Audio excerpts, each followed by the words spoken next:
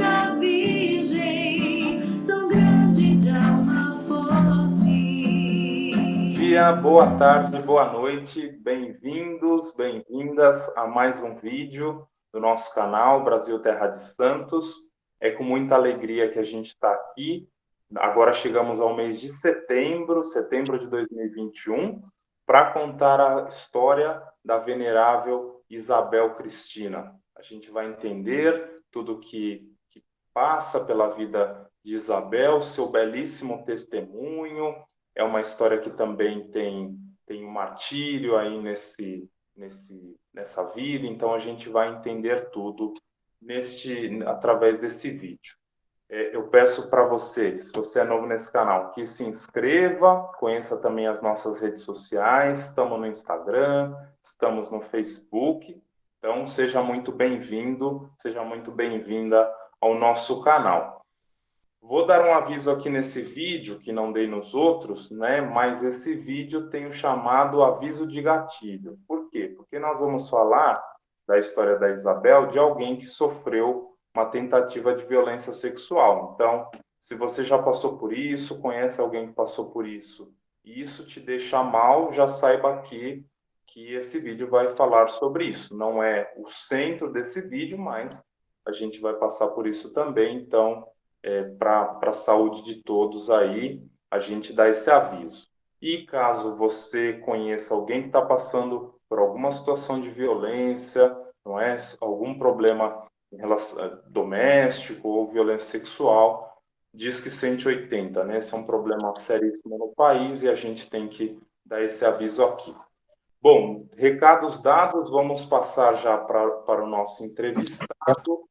Hoje vamos falar com o Diácono Prado. Boa tarde, Diácono. Bem-vindo ao Brasil Terra de Santos. Eu peço que o senhor rapidamente se apresente para a gente saber de onde o senhor fala, não é, um pouquinho sobre o senhor, do seu trabalho.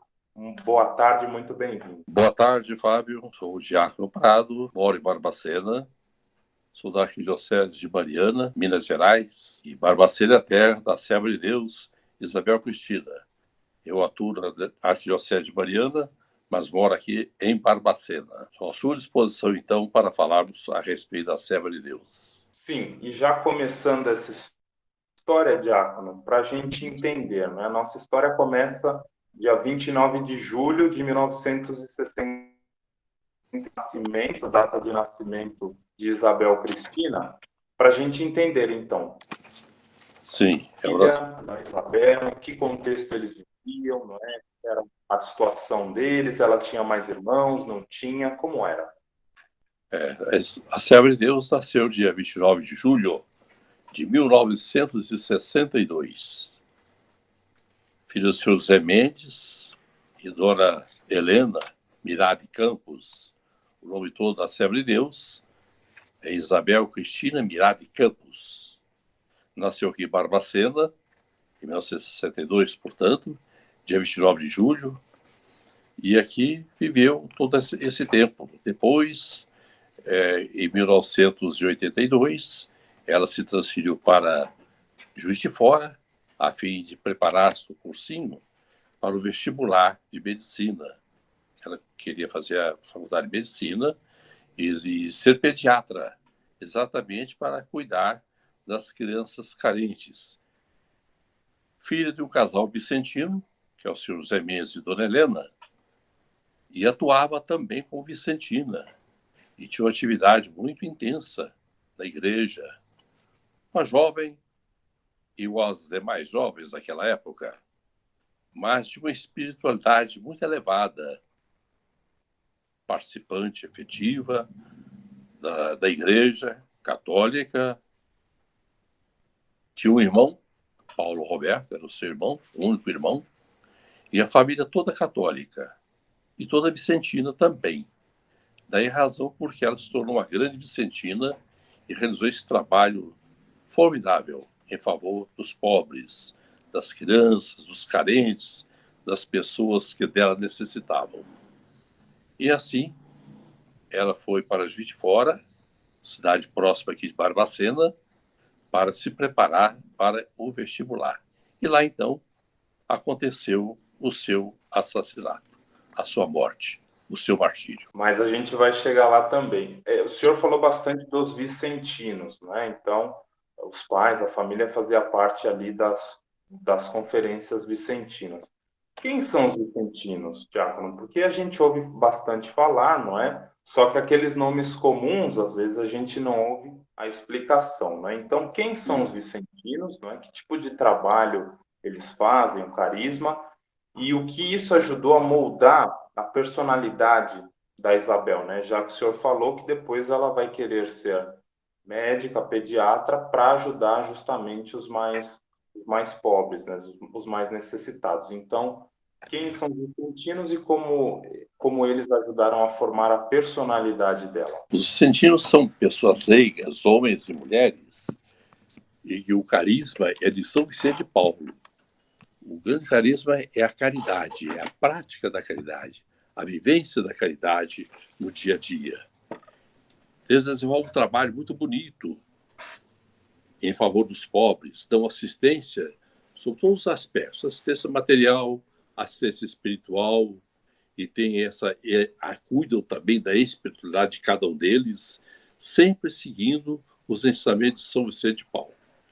E foi daí, então, seguindo os passos de seus pais, o pai dela, seu José Mendes, foi inclusive presidente dos conselhos arquidiocesano, local aqui de Barbacena também, e seguindo os passos de seus pais, ela aprendeu também a prática da caridade em favor do próximo, das pessoas carentes no sentido material, mas também no sentido espiritual.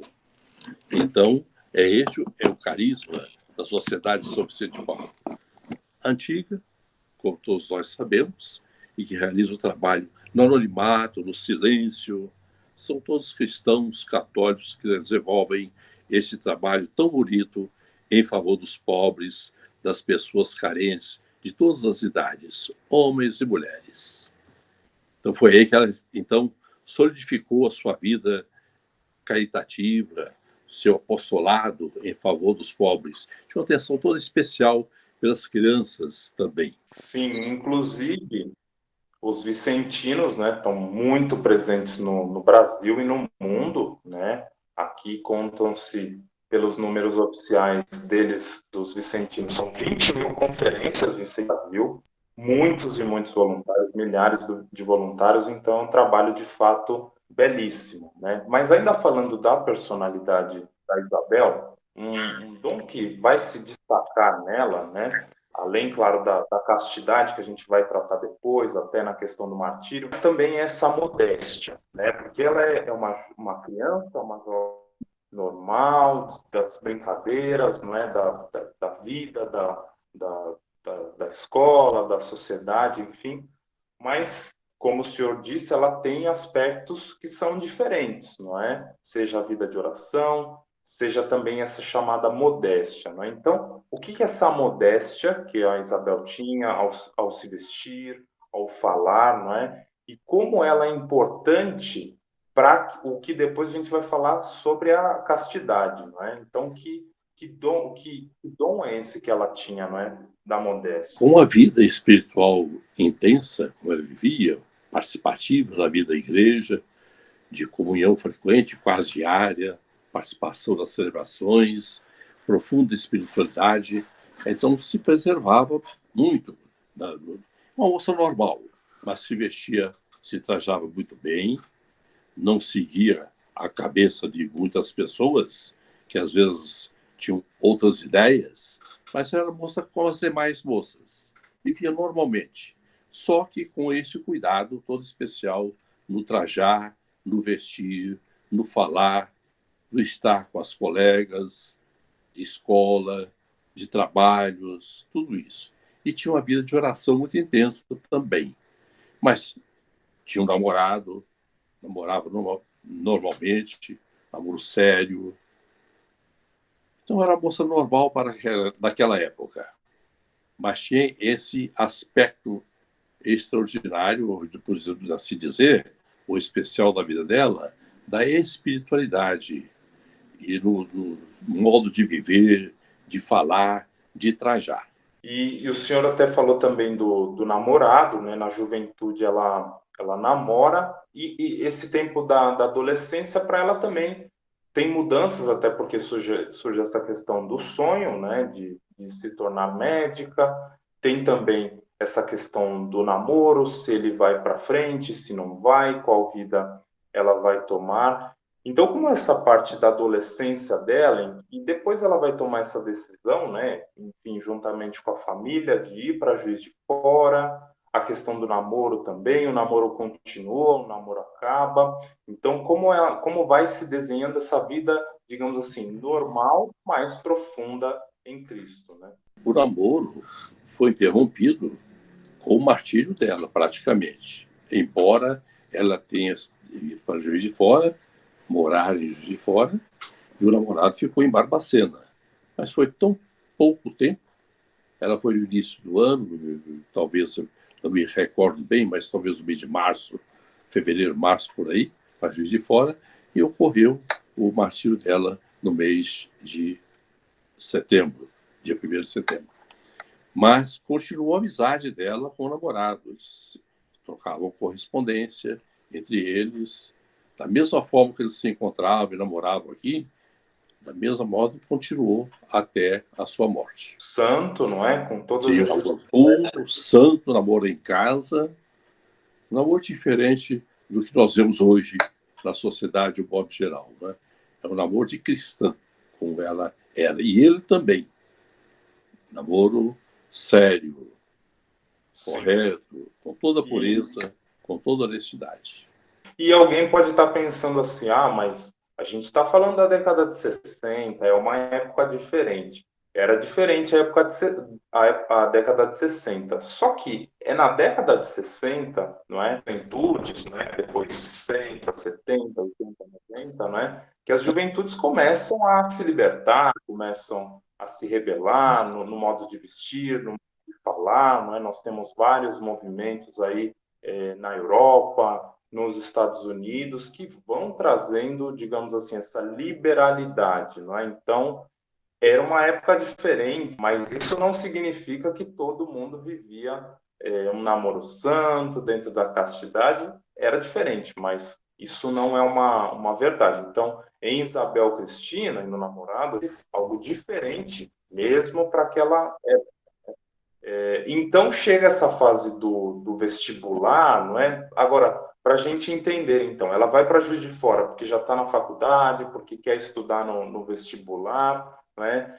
Entre Barbacena e Juiz de Fora, por exemplo, qual é a distância? Juiz de Fora é muito maior que Barbacena, para quem não conhece essa região. Sim, Juiz de Fora é uma grande cidade, bem maior que Barbacena. Embora Barbacena seja uma cidade grande também, mas lá é uma cidade mais desenvolvida, com muitas indústrias, um comércio intenso, muitos estabelecimentos de ensino, muitas faculdades. É realmente um estado maior. Daí a razão porque ela procurou a cidade para fazer a sua preparação para o vestibular. Mas é a distância, que é uns 100 quilômetros entre as duas cidades. A margem da BR que liga Belo Horizonte ao Rio de Janeiro, ou seja, Minas ao Rio, né? A 381. Então, para quem for de uma cidade para outra, não se perder, né? Isso. Mas então ela chega lá, como o senhor fala, ela fica pouco tempo, né? E o que acontece, né? Porque a gente às vezes se acostuma a falar dos mártires, né? Na idade, no começo ali da Idade Média, por exemplo, que eram os soldados romanos que se negavam a transportar algum tipo de relíquia idolátrica ou prestar culto a um outro deus, enfim, e aí morrem por causa da fé. Talvez esse é o retrato do martírio que as pessoas tenham mais na cabeça, mas no caso dela foi diferente. Então, como foi essa situação do martírio dela, do assassinato dela? Como ocorreu? Quais eram as circunstâncias? Chegando a Juiz de Fora, inicialmente ela foi morar numa república com outras colegas, inclusive colegas aqui de Barbacena também. Mas por algum tempo, ela permaneceu nessa república de estudantes. Como o irmão dela morava também, foi trabalhar de fora, num bairro que chama Benfica, como o ambiente da república onde ela estava não permitia que ela fizesse, que ela tivesse a tranquilidade que ela desejava e pudesse levar a sua vida de oração, de simplicidade e, sobretudo, de estudos, ela propôs aos pais alugar um apartamento onde ela passaria a morar com o irmão dela. E foi assim que aconteceu. Os pais alugaram o apartamento e ela foi morar então com o irmão dela nesse apartamento. E foi então que ocorreu a fatalidade. Montado o apartamento, logo no início, ela morando com o irmão. Nesse determinado dia 1º de setembro, então, esse rapaz que esteve lá para montar os móveis do apartamento alugado pelos pais dela, foi retornando, cometeu o assassinato. Então, a razão que ela foi morar nesse apartamento foi essa: estar com seu irmão e ter um ambiente mais dela, onde ela pudesse ter os seus momentos de oração, de estudos com mais tranquilidade e viver como ela gostaria, como ela vivia sempre, na sua simplicidade, na sua vida de oração e estudando. O que ela não encontrou plenamente na República onde inicialmente foi morar. Sim, e, bom, para a gente entender aqui como foi o martírio, claro que a gente não quer transformar essa entrevista aqui num ambiente pesado, mas é claro que a gente está falando de... Então, assim, para que as pessoas entendam, né, e quem está vendo essa entrevista provavelmente já viu o rosto, não é? Pelo menos o rosto da Isabel Cristina. Era uma menina jovem, bonita, não é? Não só da aparência interior, mas também exterior, não é? Então, essa pessoa, esse rapaz, como o senhor disse, teve algum interesse por ela e não foi correspondido naturalmente, porque ela era uma moça que vivia de fato a castidade, não é? Sabia se guardar, né? Então, essa pessoa contrariada, não é? Decidiu usar da força, decidiu usar da violência, né? E houve essa resistência por parte dela, né, Diago? O senhor pode detalhar um pouco para nós essa questão? Porque aí depois a gente vai entender por que isso se configura de fato um martírio, né? Porque não é simplesmente a morte, não é? Mas é a forma com que a pessoa decide guardar a fé até o ponto de perder a própria vida, né? Uma vez alugado o apartamento, os pais compraram os móveis necessários e o funcionário da loja que vendeu os móveis esteve lá montando esses móveis. Os pais dela estavam lá também, nesse dia, no primeiro dia da montagem dos móveis. Depois, logo em seguida, eles tinham um compromisso dentro da atividade vicentina, do movimento vicentino, em Ouro Preto.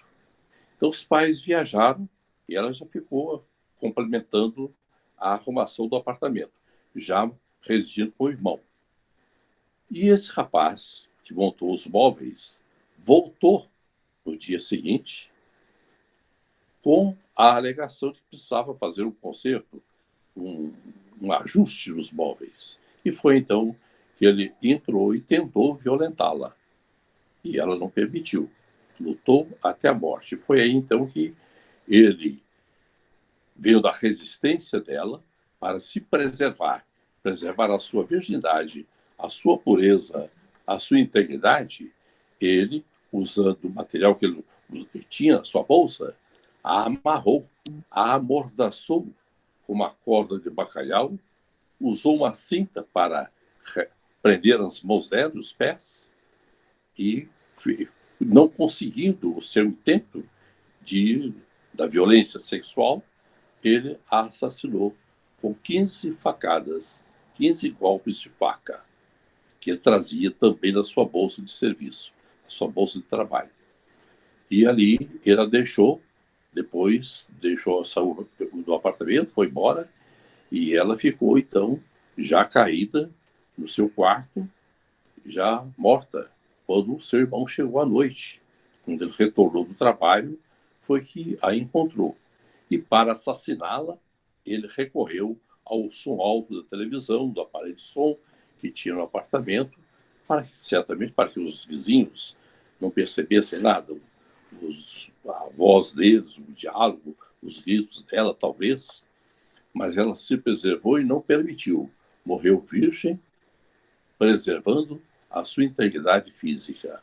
O seu irmão a encontrou quando retornou do trabalho, já à noite, chegando em casa, chegando ao apartamento, ele viu aquele som alto e já achou estranho aquela situação.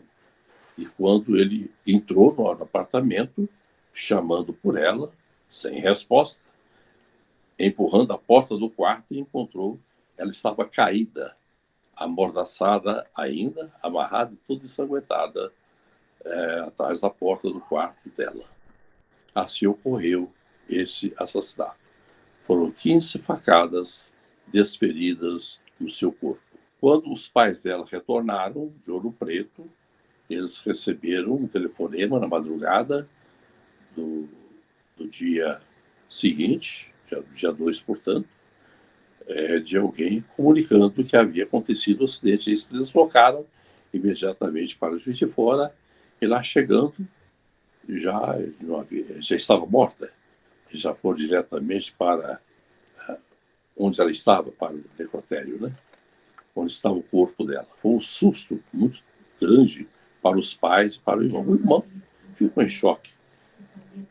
Eles não sabiam, os pais, quando foram chamados, não sabiam que ela estava morta, que ela tinha sido assassinada. E lá chegando tiveram essa surpresa grandemente assustadora. Já encontraram o seu cadáver. Sim, e aí imagino, evidentemente, que tenha sido não só um momento, mas um período, não é, muito doloroso para a família, muito triste, não é, porque uma jovem de 20 anos, com sonhos, não é, com uma vida toda pela frente, a única filha mulher, não é, do casal, o Paulo Roberto perde a única irmã também. Agora, sim, para a gente entender, né? Porque a gente aqui descreveu uma jovem normal, não é? Claro, vivendo uma vida de fé, mas normal, né? E depois a gente vê um assassinato brutal, né? Para a gente entender o que acontece depois. Porque como começou a nascer essa intuição de que ali a gente poderia estar diante de alguém que viveu uma vida santa, e isso certamente as pessoas tinham uma certeza maior, mas na questão de abrir de fato um processo, não é, para que ela fosse declarada beata e depois santa. Como é que é esse momento seguinte para a família, para a cidade, porque estamos falando também de uma cidade onde acontece um crime bárbaro, não é?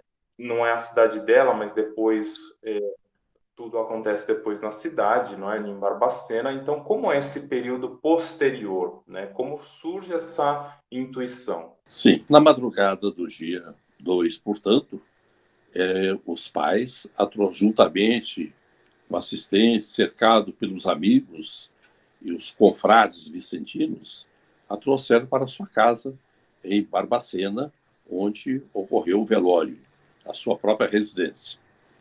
No dia 2, ela foi então sepultada nos cemitérios da paróquia de Santo Antônio, na ala 383.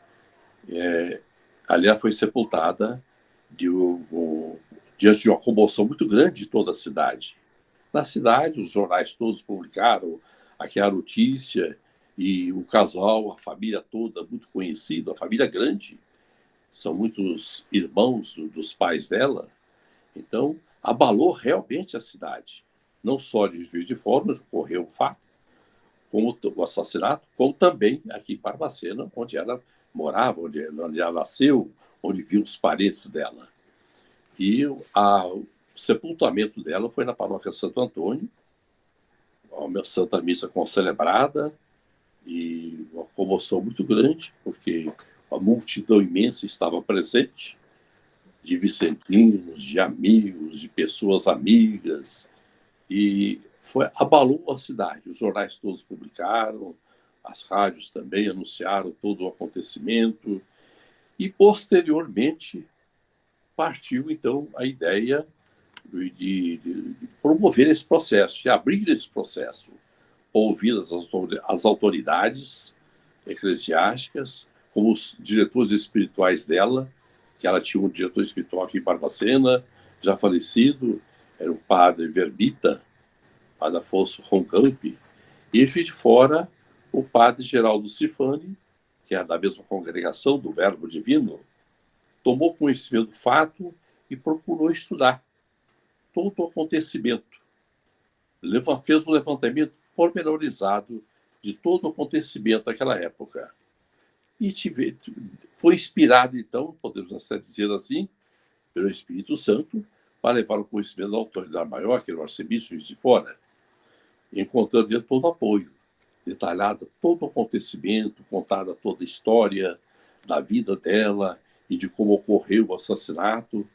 Então veio a ideia de abrir este processo, para que ela se tornasse, então, um exemplo de fé, de oração, de pureza para a juventude daquela época. Assim, então, começou, então, esse trabalho junto ao clero de Juiz de Fora e, posteriormente, transferido, foi, então, aprovada a ideia da abertura do processo canônico para a declaração do martírio dela. Isso começou lá em Juiz de Fora, depois, com entendimento entre as arquidioceses de Mariana. Barbacena está na jurisdição da arquidiocese de Mariana, com entendimento entre os senhores arcebispos de Juiz de Fora e Barbacena, ficou decidido, também levado ao conhecimento do postulador de Roma, decidiu-se, então, que o processo fosse conduzido pela arquidiocese de Mariana, porque, embora ela tenha sido assassinada na arquidiocese de Juiz de Fora, lá ela viveu apenas 5 meses. Já a Barbacena, aqui ela nasceu, cresceu, foi batizada, foi crismada, fez a primeira comunhão e viveu aqui uns 20 anos. Daí, então, houve um entendimento para que o processo de beatificação fosse conduzido pela Arquidiocese de Mariana, onde se instaurou esse processo no início do ano de 2001. E também a gente aqui pode entender que é justamente isso, né? Quando a gente está falando de santidade, seja a santidade essa reconhecida pela própria igreja, né? Então, como não é o caso de Isabel Cristina, mas seja também essa santidade da vida comum, né? Da nossa vida de todo dia, a gente está falando de um conjunto da vida, né? Então, a gente não pode pensar na história de Isabel achando que somente da forma com que ela falece é que a tornou santa. Não. A vida dela como um todo é sinal de santidade, né? E eu acho que é isso, é importante a gente entender isso, porque no mundo a gente tem essa lógica do grande feito, né? Do super-herói, que em um momento da vida salva o mundo, salva o planeta de uma situação e pronto, fez aquilo na vida. Os santos não são assim, não é? Os santos vivem uma vida inteira. Claro, alguns passam por uma conversão, né? Alguns têm descobertas, entre aspas, mais tardias, né, do que outros, né? Outros já têm uma completude na vida de santidade, na vida de fé, mas nós, né, nessa cotidianidade, não podemos apostar somente nos pontos altos da vida, não é? Que cada dia, que cada momento da nossa vida seja de fato como foi de Isabel Cristina, né? Vivida para Deus, vivida para o próximo, não é? Amando como Jesus nos amou. E todo esse caminho que o senhor falou, não é? É um caminho longo também, porque são 19 anos entre o falecimento dela e o processo efetivamente instalado. Claro, nesse tempo todo foi se levantando tudo que era necessário, mas para a gente entender também que não é fácil. A história de Isabel Cristina choca a cidade, não é? Choca, claro, também Juiz de Fora, mas ela viveu pouco ali, mas choca principalmente Barbacena, mas depois também ficam as lições, ficam os ensinamentos. Então, como o senhor entende esse período digamos assim, também de conversão, de crescimento a Isabel? Como é esse período para a cidade como um todo? O que o senhor percebeu que aconteceu na cidade após essa entrega de vida da Isabel Cristina? Antes da abertura do processo, o fato foi noticiado para o Brasil inteiro e até no exterior. O padre Geraldo Cifani, que é do Verbo Divino e que morava em Juiz de Fora, que é pároco aí da paróquia de São Geraldo, fez um trabalho muito bonito, um trabalho grandioso na divulgação do fato. Isso antes da abertura do processo. Após a abertura e instalação do processo canônico aqui em Barbacena, então a notícia foi correndo com maior celeridade e o povo foi tomando conhecimento. A partir da abertura, da instauração do processo canônico, então, cada dia 1º de setembro era celebrada uma Santa Missa aqui na paróquia, onde estão os restos mortais dela, e a divulgação foi crescendo cada vez mais. Ela foi se tornando conhecida em todo o Brasil, mais conhecida ainda, porque já era pelas arquidioceses, pelas dioceses, pelas paróquias, e o povo começou, então, a procurar notícias a respeito da vida dela, do martírio, do processo, quando foi anunciada a abertura desse processo canônico, todos queriam ter notícia. E a notícia foi se espalhando. E o pessoal rezando. Nós foi feito aqui pela Diocese a oração, e divulgada todo dia 1º de cada mês é celebrada a missa, e com um afluxo de pessoas maior ainda no dia 1º de setembro, que é o aniversário do martírio dela. E durante todo esse período, de 2001 até 2009, quando se deu o encerramento do processo, as pessoas foram tomando conhecimento, rezando e já anunciando a intercessão dela para as pessoas. Foram aparecendo aqueles que chamam de milagres, ou, não vou dizer milagres agora sendo, mas a intercessão, as pessoas pediam a intercessão dela junto de Deus. Inclusive, eu tenho um caso pessoal meu, que fui beneficiado pela intercessão dela também, da nossa família também.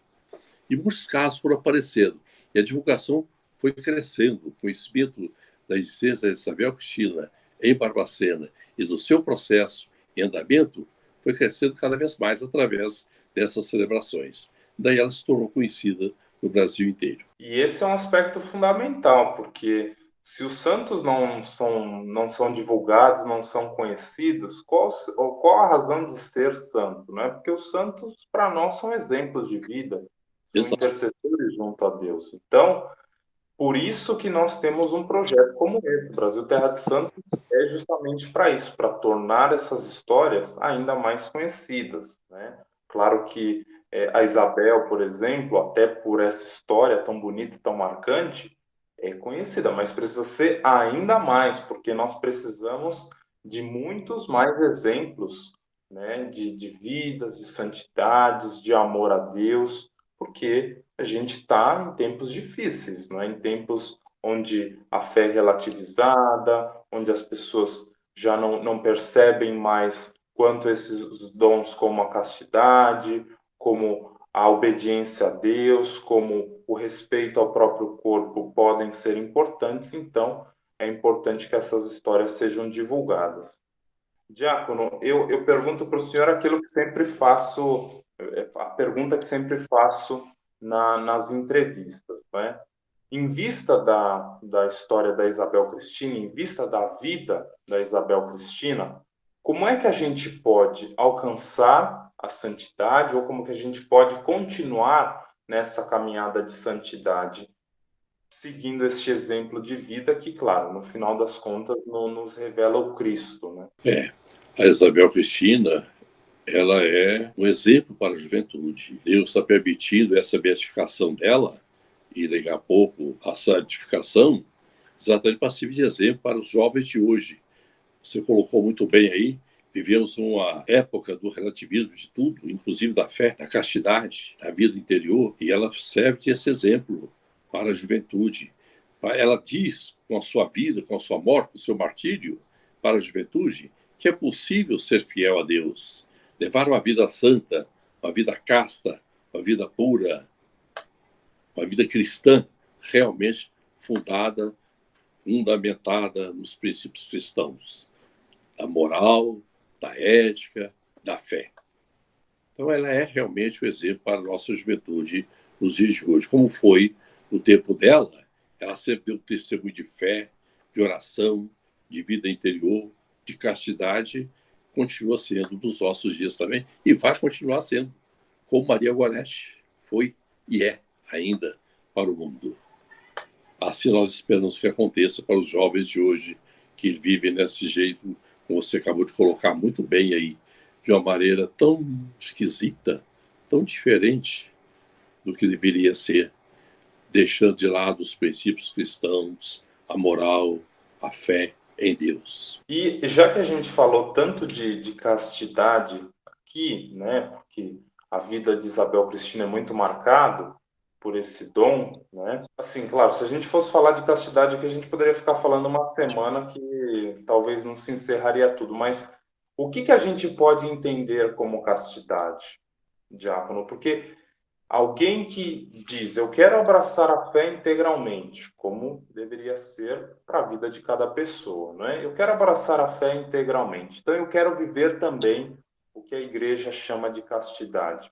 O que é castidade, né? O que a igreja nos pede nesse sentido? Evitar o pecado, ter uma vida de oração e viver segundo os princípios cristãos. Assim que a igreja nos ensina.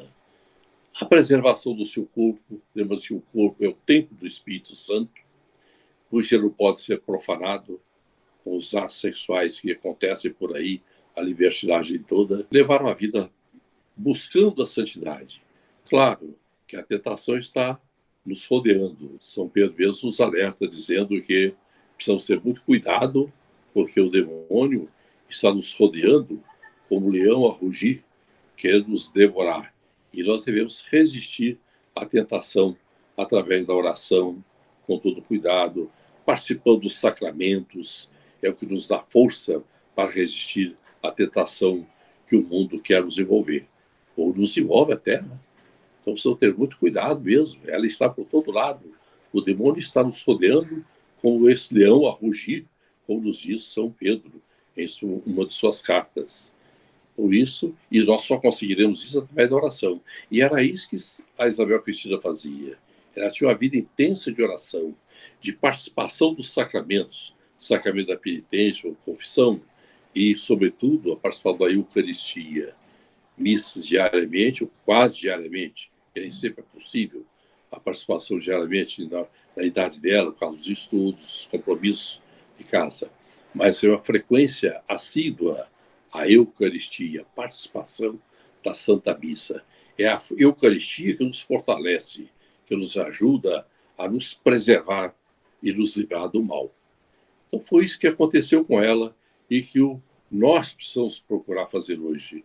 Nos fortalecer através da vida de oração mais intensa, da participação dos sacramentos, todos eles, especialmente da confissão e da comunhão eucarística. Exatamente, porque também a gente pode até fazer uma analogia aqui. Imagina então que a gente chega nas nossas comunidades, nas nossas paróquias, pega o sacrário, não é?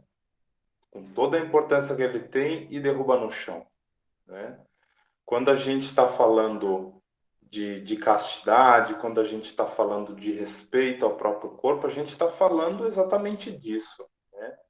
Preservação, né? Respeito, porque, como o senhor disse mesmo, nós somos templos do Espírito Santo, né? O nosso corpo, né, precisa ser respeitado durante toda a nossa vida, porque ele é templo de Deus durante toda a nossa vida, né? E se um sacrário é importante, muito mais é o nosso corpo, né?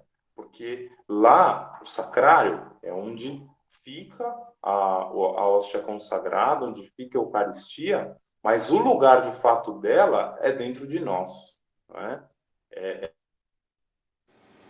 é na nossa vida que ela se completa, é no nosso coração que ela se completa. Então, aprender a preservar, não é esse sacrário vivo que nós somos, esse templo do Espírito Santo que nós somos, não é? Diácono, então, para encerrar, e para que também a gente contribua com o processo de Isabel, que teve mudança importante o ano passado, no finalzinho do ano passado, foi reconhecido oficialmente o martírio dela, então, efetivamente, nós temos uma mártir, não é? Brasileira, não é? Santa, não é? E que aí, daqui a pouquinho, vai chegar a beatificação, depois a canonização, consequentemente, não é?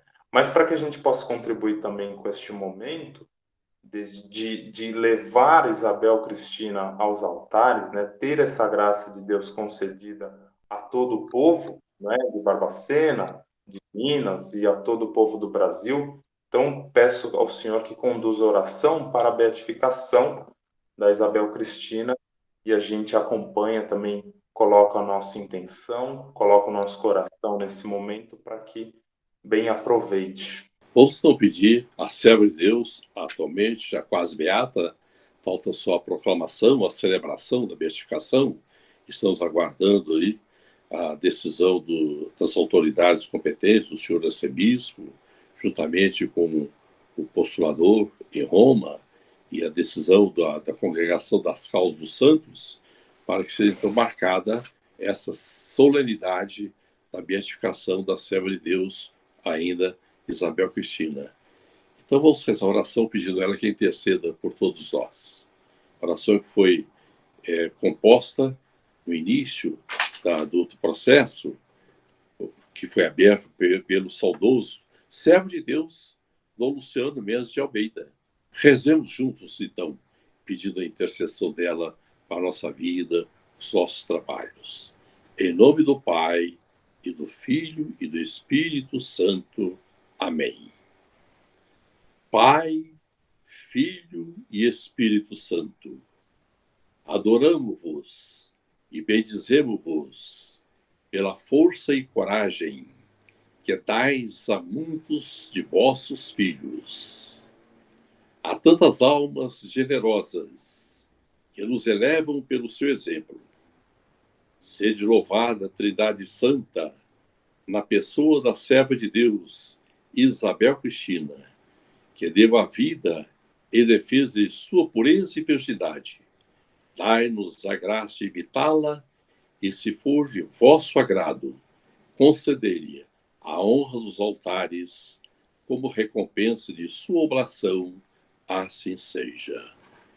E vamos pedir a bênção de Deus para todos nós, também apresentando aqui uma relíquia que foi elaborada pelo exumador dos seus restos mortais, aqui em 2009, e que aqui está.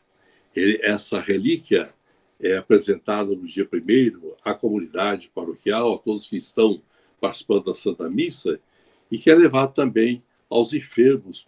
Aqui está o véu que envolveu o corpo dela durante os 28 anos da sepultura. A relíquia foi elaborada no Vaticano.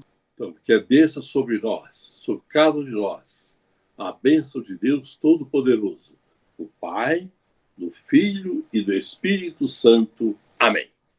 Serva de Deus, Isabel Cristina, rogai por nós. Rogai por nós. Agradecemos ao senhor Diácono Prado por toda a disponibilidade, por gravar essa entrevista conosco, por fazer essa história também conhecida, já que o senhor é o vice-postulador da causa. Agradecemos muito a todos vocês que acompanharam mais essa entrevista. Então, se você gostou, curta essa nossa entrevista, compartilha com quem você acha que pode aproveitar, aquele jovem que está com um pouco de dúvida, que quer saber mais sobre esses temas da castidade, por exemplo. Se você tiver aí o seu grupo de jovens, seu grupo de crisma, também pode ser muito proveitoso. Também visite as nossas redes sociais e, claro, deixo a palavra aí para o senhor fazer as considerações finais, Diácono, mas eu agradeço muito ao senhor. Tá bem, Fábio. Eu que agradeço pela oportunidade de fazer a divulgação dessa nossa santa, a serva de Deus, Isabel Cristina, a você, Fábio, a Lívia, a todos vocês que participaram aí dessa gravação. E já fica o convite a vocês para a beatificação, que vai ocorrer aqui em Barbacena, se Deus quiser. Não sabemos quando, deixa passar o restinho da pandemia, para que nós possamos nos aglomerar, nos juntar, e para essa celebração que será com muita alegria para todos nós. Eu sou muito feliz, honrado que fui, em ter sido o secretário atuário de todo o processo, desde 2021, e depois nomeado vice-postulador dessa causa.